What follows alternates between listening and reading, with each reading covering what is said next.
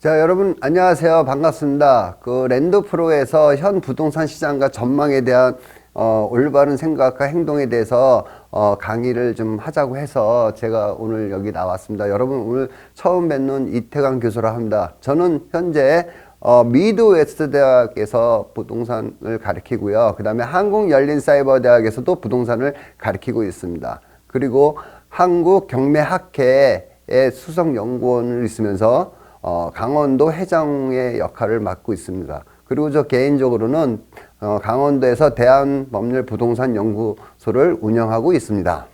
자, 2021년도 부동산 전망에 대해서 우리가 주로 얘기들을 많이 하는데, 지금 현재 2021년도 부동산 전망을 얘기할 때 보통 애널리스트나 부동산 전문가 이런 분들, 교수님들이 뭐 어느 지역은 어떻게 되고 어떻게 떨어질 것이고 올라갈 것이고 어떻게 된다 이런 얘기들을 주로 많이 하고, 어느 지역적인 것도 많이 찍다 보니까 뭐 서울이 어떻고 수도권이 어떻고 광역시 어떻고 중소도시가 어떻다 이런 얘기들도 많이 합니다. 근데 저는 요번에 좀 틀리게 여러분하고 만나게 된 것이 뭐냐면, 어떤 지역적인 것들의 올라가고 내려가는 그 원인이 어떤 것이 좀 있나, 그걸 좀 어떤 방식으로 좀 접근을 해야지만 내가 투자를 하고 그 부동산을 좀 보고 하는 시각을 각자 좀 가져야 된다고 생각합니다. 그게 왜 그러냐면, 자, 보세요. 어느 지역이 좋고 어느 지역이 나쁘고 정책이 어떻고 뭐가 어떻고 얘기하는 것도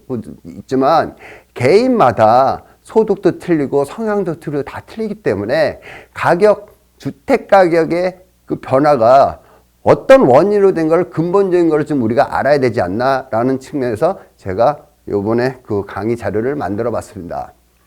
자, 그러면 우리가 다 아는 얘기일 수도 있고 뭐 들어본 얘기들도 있고요.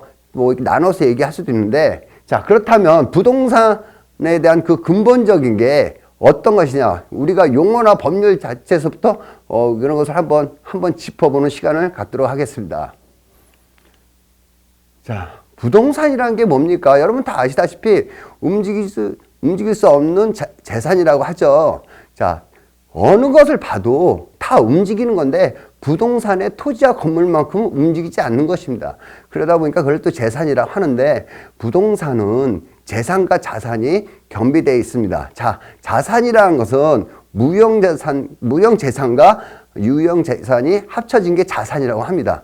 그러나 부동산은 유형, 무형, 자산, 재산들이 전부 다 복합된 부동산이라고 생각하시면 될 것 같습니다.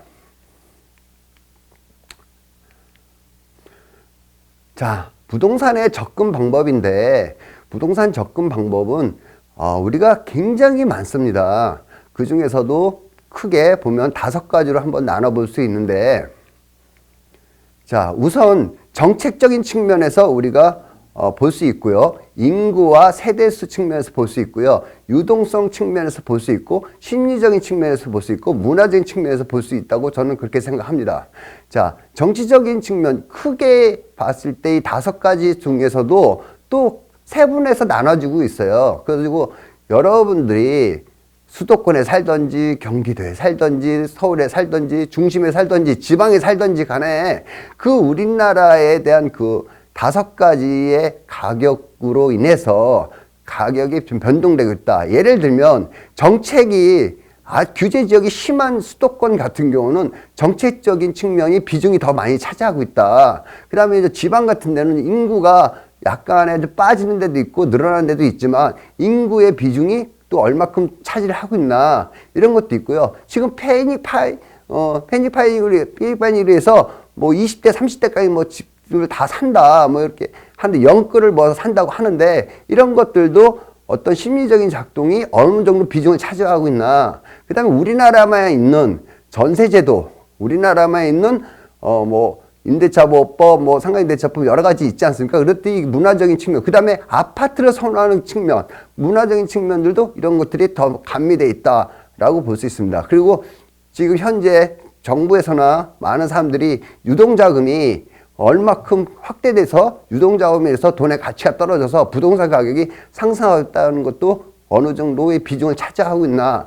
그 다음에 이런 것들을 어떻게 자기 본인에 맞게끔 접근하는 방법을 우리가 좀 생각해서 각자가 판단할 수 있고 각자가 그거를 계산할 수 있는 그런 시간으로 잡아봤습니다. 그래서 정책적인 측면에서 비중이 어느 정도 되고 세대수나 인구 측면에서 비중이 어느 정도 되고 유동성의 측면이 어느 정도 되고 그러다가 지역별로 개인차마다 다 틀리다고 생각할 수 있습니다. 유동자금이 시중에 아무리 많아도 내 주머니에 돈이 없으면 없는 겁니다. 남의 주머니에 돈만 있는 거지 내 주머니는 없는 거라서 자 유동자금은 당신만 많은 거지 나는 유동자금이 없을 수 있기 때문에 각자 틀리다고 할 수 있기 때문에 그 이런 5가지 측면에서 봤을 때 본인을 판단할 수 있는 누구의 말만 듣고 거기는 좋아진다 나빠진다 이런 얘기도 중요하겠지만 본인의 각자가 생각할 수 있는 판단할 수 있는 시간이었으면 좋겠습니다. 자 그러면 여러분 여기 보신 것처럼 정책적 측면에서 정치성이 가미됐다고 그랬는데 정책 속에 정치는 분명히 숨어져 있는 내면의 전면을 깔려 있습니다. 자, 왜 그러냐면 하나의 예를 들어보면 그렇습니다. 지금 보궐선거를 서울이나 부산에서 하고 있죠. 근데 지금 후보자들이 다 뭐라고 합니까? 부동산 잡겠다, 안정시키겠다는 것을 공약으로 내세우고 있습니다. 그럼 그 공약을 내세울 때 뭐예요? 저를 찍어주세요. 저 표 한 장 더 주세요. 라고 하는 정치성이 가미되어 있다고 볼 수 있습니다. 그리고 세대수 인구들도 그 사회 구조 변화에 따라서 사회성이 속에 숨어 있다라는 것입니다. 그 다음에 유동성은 나는 돈이 없고 상대편은 돈이 많다. 시중에는 돈이 많고 전 세계에는 돈이 많은데 한국에는 돈이 많다. 부채가 많다. 유동자금이 많다. 금리가 내려가 있다. 올라가 있다. 이런 것들도 경제에 가장 밀접하는 저면이 깔려 있다라고 볼 수 있습니다. 그 다음에 심리적인 측면도 남들 다 사니까 나도 사야 된다. 그리고 지금 가격이 올라갈 거니까 사야 된다. 가격이 내려가니까 안 산다. 이런 심리적인도 인간의 본성으로 좀 깔려 있지 않나 생각합니다. 그리고 문화적인 측면도 왜 아파트만 살아야 될까요? 아니죠. 빌라도 있고 개인주택도 있고 다 있습니다. 그러나 대중적인 그 문화적인 심리가 측면도 있어서 패러다임이고 시대성이라고 볼 수 있겠습니다. 자, 그런 측면에서 우리가 구체적으로 한번 하나하나 뜯어본다면 자, 정책적인 측면에서 보면 금융정책과 조세정책, 수요정책, 공급정책 크게 4가지로 나눌 수 있습니다. 자, 금융정책은 우리가 다 아시는 것처럼 대출 해줍니까? 안 해줍니까? 안 해주죠. 자, LTV, DTI 이런 것들이 정부에서 다루는 것이 금융정책이고요. 조세정책은 여러분 다 아시다시피 양도세, 취득세, 그 다음에 비과세 규제 뭐 이런 것들도 규제나 강화를 자 대출과 세금으로서의 정책을 피는 것입니다. 그 다음에 수요정책, 공급정책은 뭡니까? 수요, 누구는 살 수 있고 누구는 못 산다. 자, 실버주택, 청년주택 이런 것들을 얘기하는 게 수요정책이라고 볼 수 있고요. 공급정책은 자 지금의 뭐 몇십만 호를 공급한다, 안 한다 이렇게 얘기해가지고 지금 새로 온 변창흠 장관님이 역세권에 공급을 역세권으로 지금 확대하겠다는 건 공급 정책입니다. 그래서 정부의 정책은 크게 4가지로 보고 있어서 자 나는 지금 대출을 받을 수 있냐라는 것이 금융 정책이고 나는 이번에 세금을 많이 낸다. 적게 낸다. 이런 것도 조세 정책으로 보시면 될 것 같습니다. 그래서 이렇게 4가지 측면에서 볼 수 있다라고 할 수 있습니다. 네, 여러분 그 인구와 세대수 측면에서를 또 볼 때 사회성, 사회 구조를 우리가 볼 수 있습니다. 자, 지역별 인구의 이동 원인 분석을 봐야 될 것 같습니다. 서울에서 경기도로 빠져나오는 지역 이동, 그 다음에 또 그 지역의 경제 인구가 얼마나 되는가를 우리가 봐야 될 것 같습니다. 자, 경제 인구는 수도권에는 많은 사람들이 경제 인구가 있지만 지방 같은 데는 경제 인구가 적다라는 것을 우리가 이런 것들도 비중을 봐야 될 것 같고요. 또 세대수의 증가 원인이 왜 생겼나를 봐야 될 것 같습니다. 이번에 신년사에서 문재인 대통령께서 2만 세대, 3만 세대 증가가 60만 세대가 늘었다고 합니다. 자, 그 원인은 어디에 있었습니까? 자, 지금의 양도세가 너무 많다 보니까 증여를 하게 되다 보니까 세대 분과를 한 원인도 있습니다. 그래서 그런 것들도 원인이 무엇인가를 우리가 알아야 되지 않냐. 그 다음에 지역별로 고령화 사회, 초고령화 사회, 고령사회 이런 것들도 7%, 14%, 21%의 그 고령사회에 대한 비중도 지역별로 어디에 있나도 우리가 봐야 되지 않냐. 그 다음에 지역별 세대수를 봐야 되는데, 여러분 그 주택 보급률이라는 게 100%, 120%, 130% 넘어가면 뭐합니까? 그거는 양이고요. 지금은 질을 따지는 시대입니다. 여러분 차가 안 굴러가서 차 바꾸는 거 아니지 않습니까? 자, 질을 선호한 성향이 어떻게 됐냐를 우리가 봐야 될 것 같습니다. 다음에 유동성 측면인데, 자, 여러분 나는 돈이 없고 다른 사람은 돈이 있어요. 그러니까 전 세계적 유동 자금이 어떤 방향으로, 한국에 돈이 있냐 돈이 없느냐. 이번에 바이든 대통령이 되고 나서 미국에서 돈을 많이 푼다고 합니다.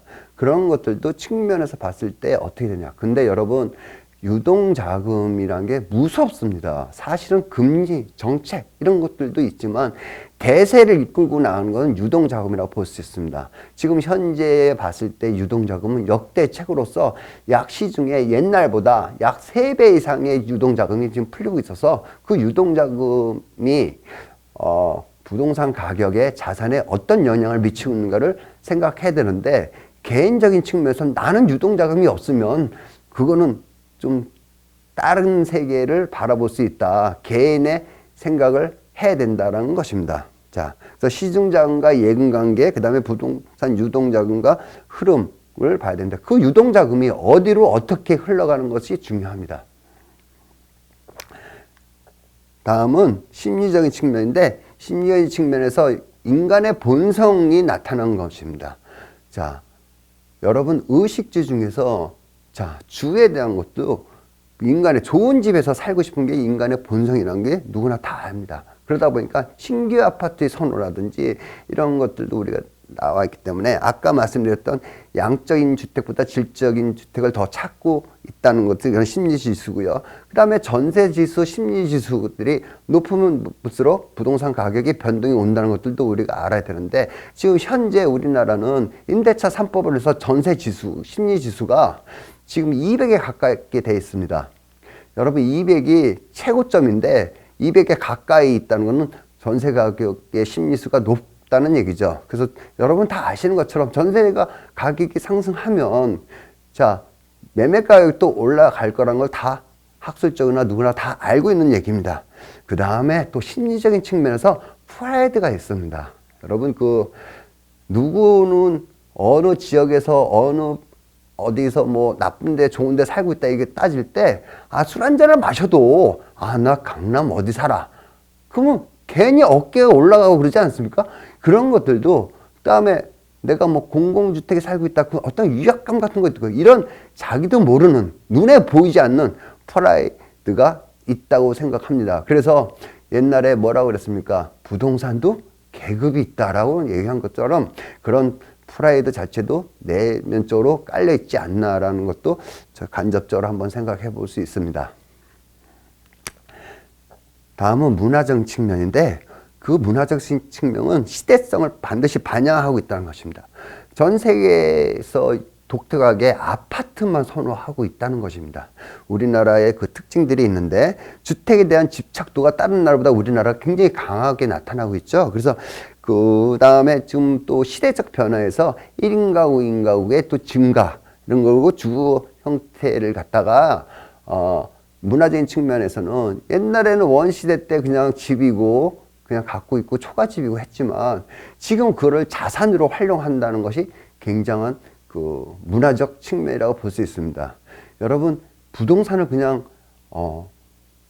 라이프 하우스, 생활하는 주거 공간이라고 생각하는 사람이 얼마나 될까요? 사실은 바이라고 해서 그거를 자산 축적으로 보고 재산의 확보라고 보는 사람이 더 많을 거라고 저는 생각합니다. 그게 바로 자본주의 국가에서는 부동산 자체를 자산 축적의 활용도로도 쓰고 있다는 것이 문화적 특성이고, 지금 현재 시대에 반영된 패러다임이라고 볼 수 있습니다. 그거는 현재 패러다임이 아니라 계속해서 여태까지 내려왔던 것들이라고 생각합니다.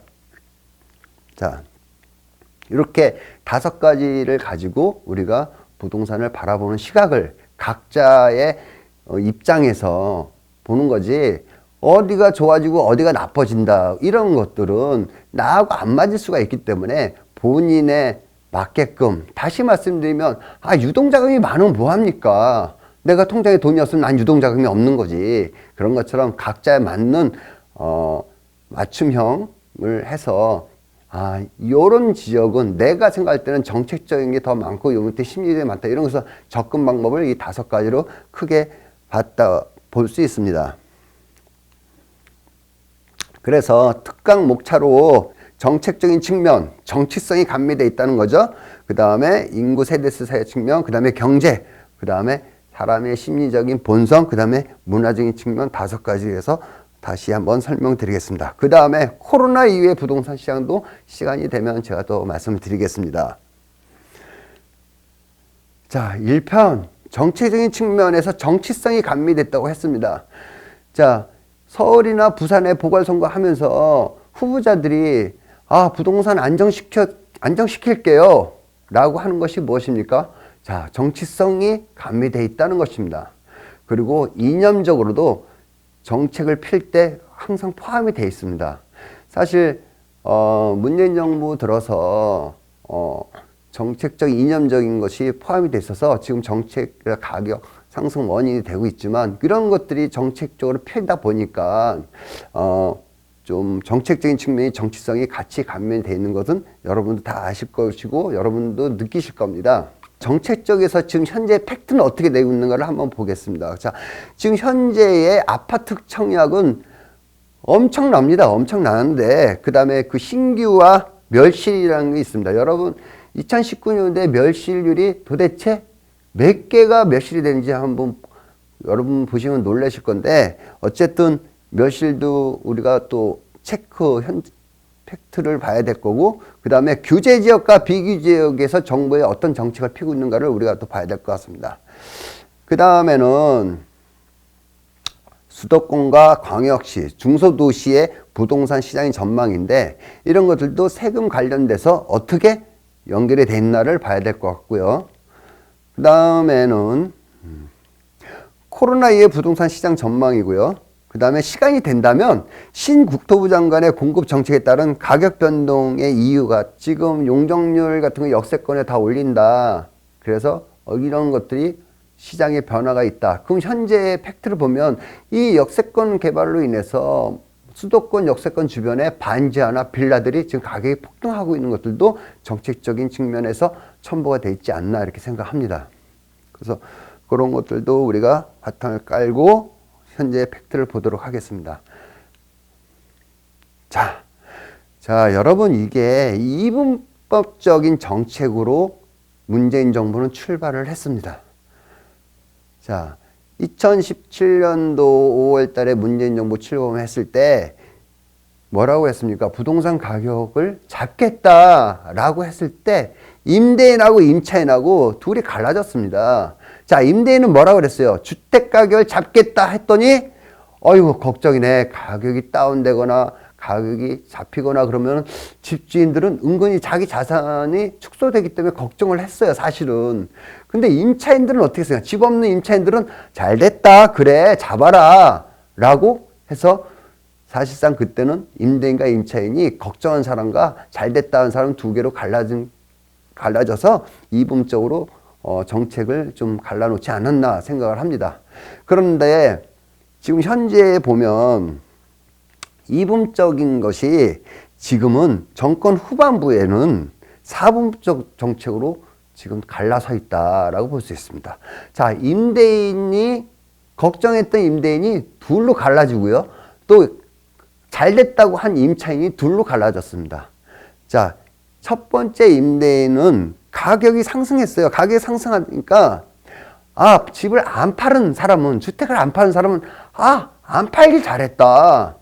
아니, 그때 팔았으면 나 이 정도의 그 재산이 늘지 않았을 테라고 생각해서 상승을 하는 바람에 안 팔길 잘했다 했고, 그때 당시에 아, 집값을 잡겠다고 해가지고 걱정해가지고 걱정이 우선 앞선 사람은 집을 팔았습니다. 주택을 팔다 보니까 가격이 상승하니까 에이씨 괜히 팔았네 라고 해서 임대인, 집주인들은 둘로 갈라졌습니다. 또 하나, 자, 임차인은 어떻게 됐을까? 임차인은 임대차 3법이, 자, 2020년 7월 달에 임대차 3법이 딱 나오고 나서 임차인 하나는, 아, 나중에 어떻게 될 망정, 지금 당장 집값 올라간 걸 봐서는, 아, 내가 2년 더 살 수 있다. 저렴한 가격에 2년 더 살 수 있다. 잘 됐다라고 하는 사람이 있고요. 또 하나는, 자, 거기 계약 기간이 만료됐거나 또 다른 데로 이주해야 되거나 하거나 직장 때문에 옮겨야 될 사람은 그 동네 가서, 그 도시에 가서 집을 구할 수가 없잖아요. 전세가. 그래서 임차인도 전반부하고 후반부에서 두 개로 갈라졌던 것이 지금은 또 네 개로 갈라져 있는 형국이라고 볼 수 있습니다. 자, 이런 것들이 정책의 변화가 주는 현실이라고 볼 수 있습니다. 자, 그다음에 아파트 청약이 대대적인데, 자, 여러분 그 청약통장 여러분 다 아시는 건데, 크게 청약통장하고 가입 기간을 보면 크게 네 가지로 나눠질 수 있는데요. 투기지역, 청약 과열 지역은 2년 동안 통장을 2년 동안 경과가 지나야 됩니다.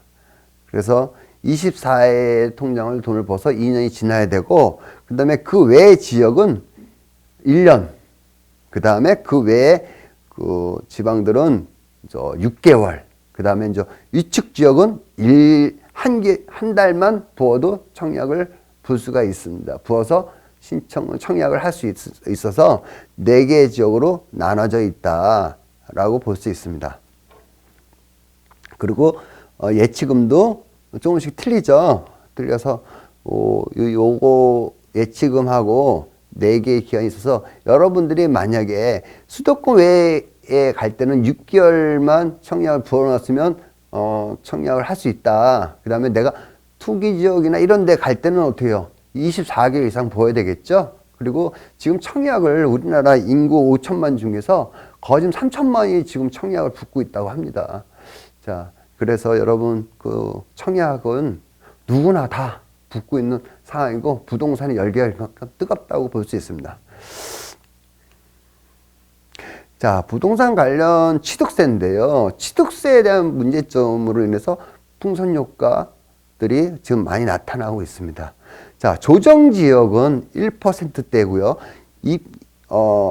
두 번째 주택을 살 때 8%대고 세 번째 주택을 살 때 12%인데 비조정지역은 두 번째 집가는 1%입니다. 여러분 뭐 다 아는 내용입니다. 자, 이것이 또 주택수와 포함이 돼 있어서 지역별로 틀리다는 거 있기 때문에, 자, 조정지역과 비조정지역이 틀리다 보니까 두 번째 집을 비조정지역에서 와서 사는 경향들이 있더라라는 것입니다.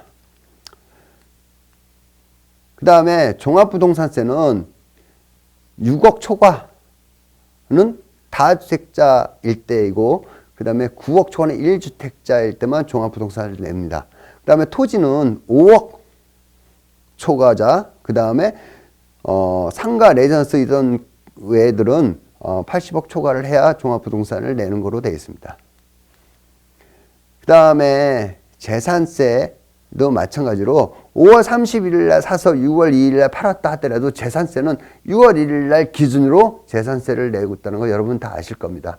그래서 집을 살 때는 어떻게 돼요?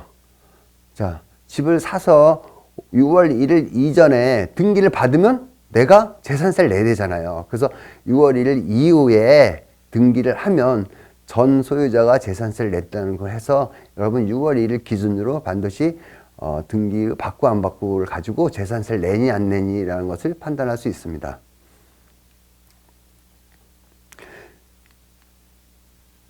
다음에는 우리가 시간적 보상하고 위험 보상이 있는데, 자, 1주택자와 2주택자에 대한 그 조정지역과 비조정지역이 있는데, 여러분 그 2021년 6월 1일 기준으로 지금 중과세가 지금도 다주택자 비전정 지역의 다주택자는 10% 20%의 중과세가 있는데 6월 1일 날 중과세 플러스 중과세가 계속 누적이 돼서 6월 1일부터는 20% 30% 지금 양도세를 내야 된다는 걸 알고 계실 겁니다. 근데 비조정 지역은 그런 중과세가 적용하지 않고 있다는 것입니다.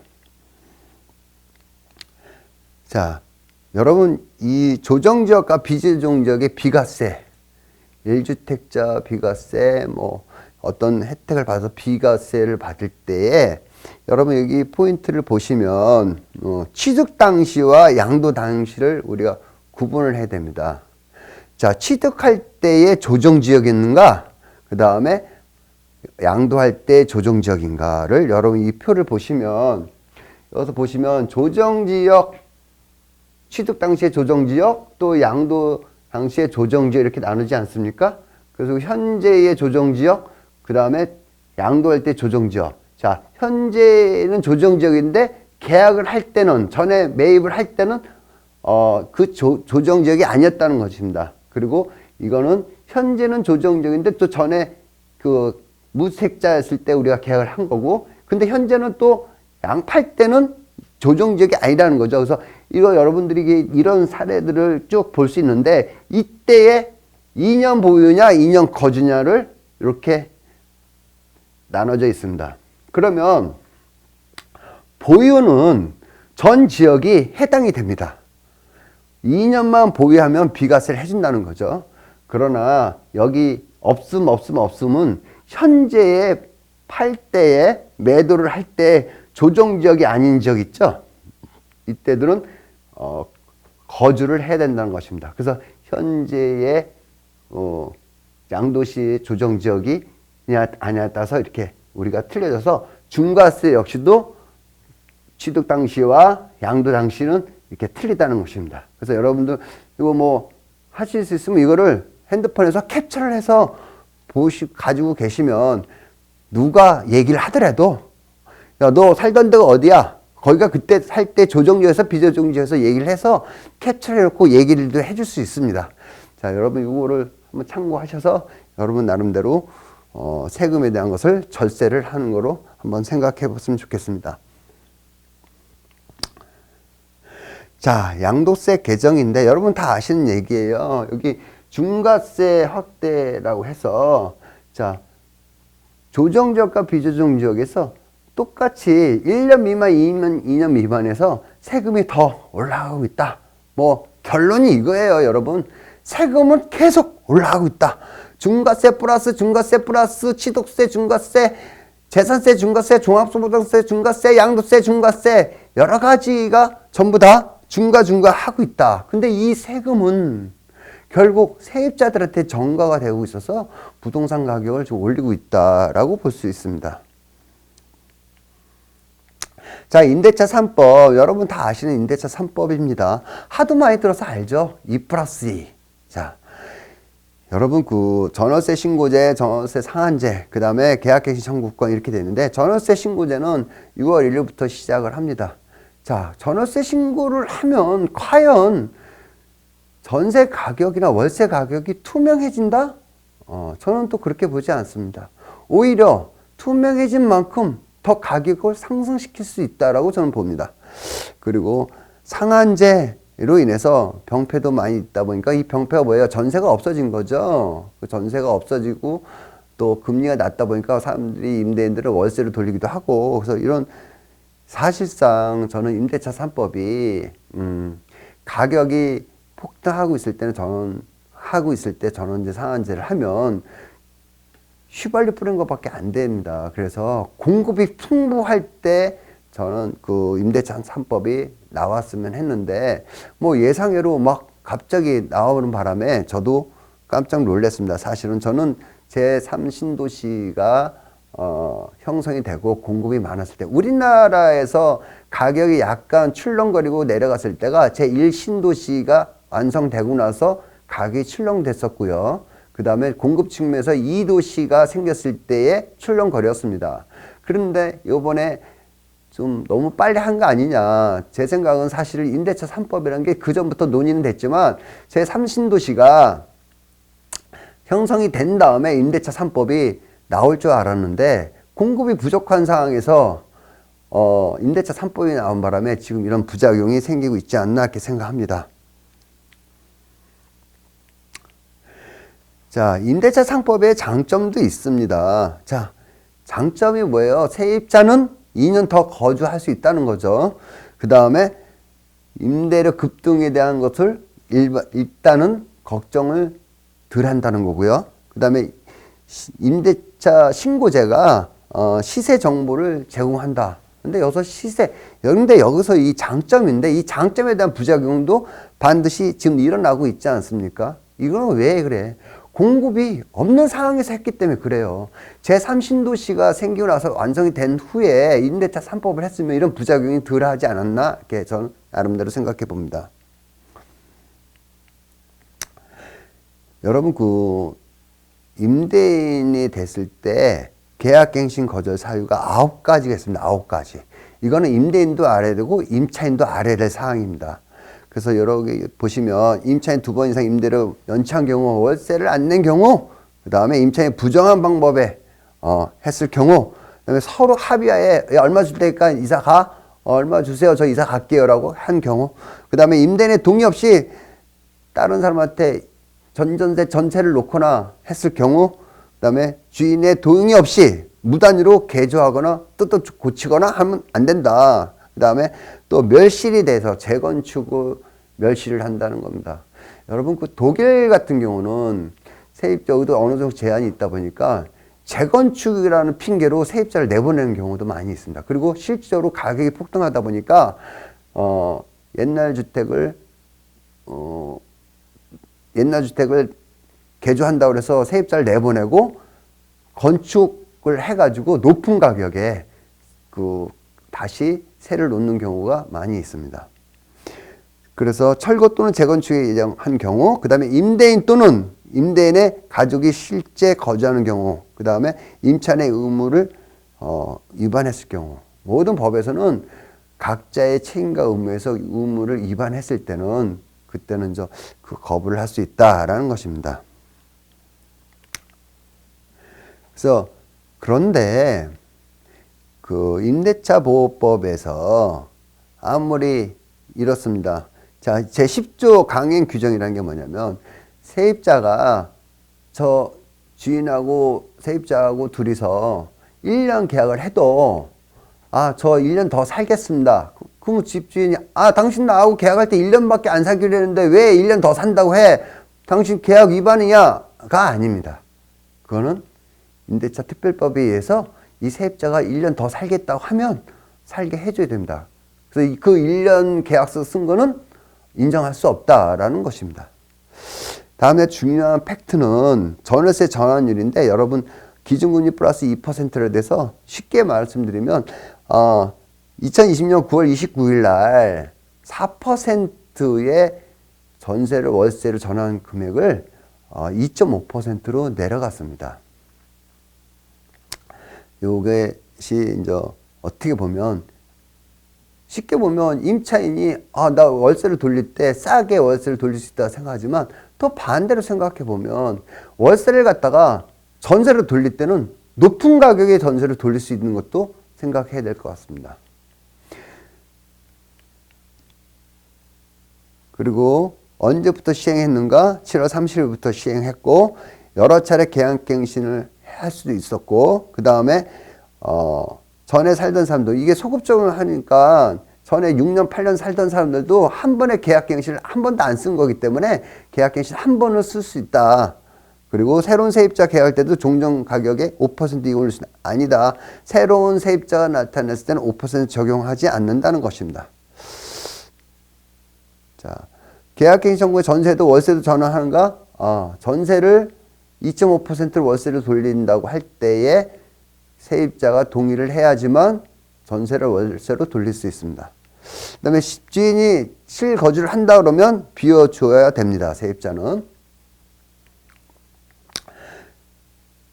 그런데 자, 집주인이 살겠다고 하고 다른 사람이 세입을 놓거나 집을 팔거나 하면 그 세입자는 청구를 하죠. 청구를 하는데 우선 자, 세입자 나가라고 하고 집을 팔았을 경우가 있고 세입자 나가라고 하고 또 새로운 세입자를 받아들일 수 있습니다. 그 두 가지 수인데 이때 그 손해배상 금액을 우리가 한번 계산을 해보면 예를 들어서 전세 1억 5천 짜리가 있는 경우에 1억 5천짜리 전세가 있는 경우에 1억 5천 곱하기 2.5 하면은 350만 원이 됩니다. 자, 350만 원을 12개월로 나누어서 3개월이 되면 이 3개월치 금액을 주게 돼 있거든요. 그래서 87만 5천 원을 만약에 세입자가 청구를 하게 되면 지불해 줘야 되는 금액입니다. 그리고 집을 매도시고요. 그 다음에 집을 세입자가 증액한 경우입니다. 자, 나 들어가 살 거니까 나가시오라고 하고 나서 내가 집을 팔았을 경우에는 1억 5천짜리 집인 경우에는 87만 5천 원을 내줘야 되고 그 다음에 내가 들어가 살 거라고 하고 나서 다른 2억짜리 세입자를 받아들였을 때는 전세 1억 5천에서 2억으로 상승했기 때문에 2억 곱하기 2.5 그러면 500만 원 2년치가 1000만 원이 되고요. 1억짜리 집 1억 5천일 때 곱하기 2.5를 하면 375만 원에서 2년치를 했을 때 750만 원이 됩니다. 그 요거에 대한 차이를 세입자한테 물어줘야 됩니다. 여러분 요거 계산하는 방법을 좀 알아서 아시면 그 세입자도 이 금액을 청구할 수 있고 집주인은 또 이런 것을 물어줘야 된다는 것입니다. 여러분 사실상 이게 1억 5천이니까 뭐 금액이 크면 클 수 있고 작으면 작을 수 있는데 이게 단위가 10억이 넘어가면 금액이 확 틀려지겠죠? 이런 것들도 우리가 좀 생각해야 될 것 같습니다. 자, 여러분 지금까지 정책이 주택가격에 대한 그 현황들을 팩트를 봤습니다. 이번 결론을 가지고 21년, 22년 전망을 한번 본다면 이렇습니다. 임차인의 경우에는 임대차 3법원에서 계약개시 청구 때문에 기존 임차인이 더 이주를 거주하기 때문이고 그 다음에 임차인 경우에 그 다음에 주택 매입의 대출보다 전세 대출이 더 자유로워서 월세보다는 전세 수요가 증가하고 있다는 겁니다. 여러분 전세 가격 폭등 원인 중에 하나가 정부에서 저렴하게 전세 대출을 잘 해주고 있기 때문에 그렇습니다. 또 그런 것도 하나의 영향이라고 볼 수 있습니다. 그렇다고 정부에서는 전세 대출을 또 안 해줄 수도 없어요. 참 어려운 정책이고 어려운 시기인 것 같습니다. 자, 전세가가 폭등하니 기존 세입자들은 다 방을 빼지 않는다는 것입니다. 그래서 전세에 대한 공급이 없다는 얘기죠. 제가 알기로는 어느 지역은요, 주택이 전세가 500개 정도에서 600개까지 있던 지역에서 지금 현재 전세가 50개도 안 된다고 하는 지역도 많이 있습니다. 전국이 다 그런 추세로 나타나는 것 같고요. 그 다음에 임대인의 경우를 보면 실거주 비과세 요건으로 임대인은 실거주를 해야지만 비과세 해준다는 것입니다. 자, 조정지역입니다. 근데 조정지역 아닌 비조정지역은 그렇지 않아도 됩니다. 그래서 실거주 하려고 하면 전세물이 실종되기 때문에 그렇고요. 또 임대차 3법 중에서 전월세 상한제 때문에 임대인들이 전세 매물을 풀지 않는다는 것입니다. 그리고 지금 재개발, 재건축 제한으로 공급이 부족해져서 향후 공급이 더 줄어들 예정이라고 하기 때문에 그런데 이제 변창흠 장관님이 이제라도 공급을 더 하고 역세권의 재개발, 재건축도 좀 완화를 하겠다라고 하고 있어서 그 결과가 언제쯤 어떻게 나올지는 좀 우리가 지켜봐야 될 것 같습니다. 사실 문재인 대통령 초창기의 그런 공약들이 전부 다 부작용으로 나타나고 있는 것이 거기다가 더 휘발유 뿌린 게 코로나로 인해서 유동자금이 전 세계적으로 한국에도 너무 많이 풀렸어요. 그럼 유동자금이 그렇게 많다는 거는 자산, 부동산이라든지 주식이라든지 이런 것들을 폭등시키는 원인이 돼서 그게 대세입니다. 대세. 그 대세는요, 정책이나 금리나 모든 것이 이길 수가 없습니다. 그것이 유동자금의 무서운 대세가 지금 전 세계적으로 한국에서도 퍼지고 있다. 우리가 10여 년 전에 대한 유동자금을 비교해보면 약 3배 정도 늘었습니다.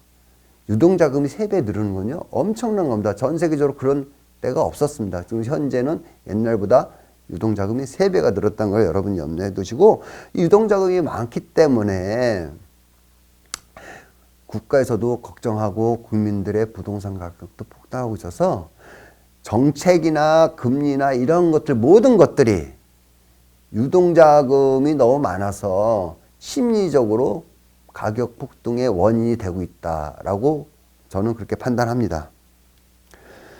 자,